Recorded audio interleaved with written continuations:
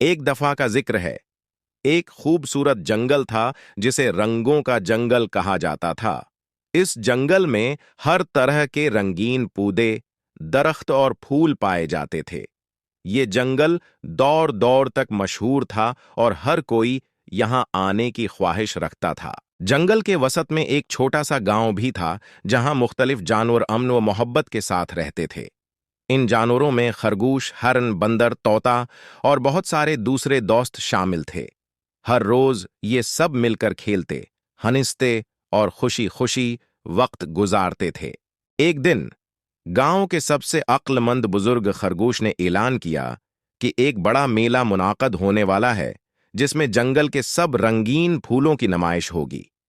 सब जानवर उस मेले का सुनकर बहुत खुश हुए और उन्होंने तैयारी शुरू कर दी। तोता सबसे ज्यादा परजोश था। उसने फैसला किया कि वो उस मेले में सबसे खूबसूरत फूल तलाश करेगा।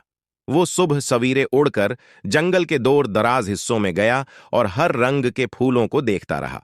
कुछ फूल सरख थे, कुछ नीले, कुछ पीले और कुछ अर्गवानी। अचानक तोते की नजर एक सुनहरी फूल पर पड़ी जो एक छोटे से तालाब के किनारे खुला हुआ था।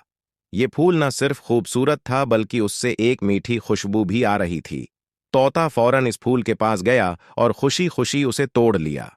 मेले के दिन सब जानवर अपने अपने खूबसूरत फूल लेकर आए। हर कोई तोते के सुनहरी फूल को देखकर हैरान रह गया।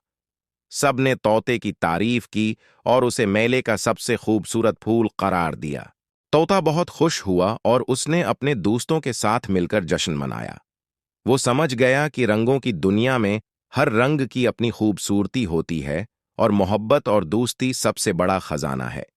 बच्चों, हमें इस कहानी से ये सबक मिलता है कि रंगों की खूबसूरती और दोस्ती की अहमियत को समझना चाहिए और मिलजुल कर खुशबू को बांटना चाहिए।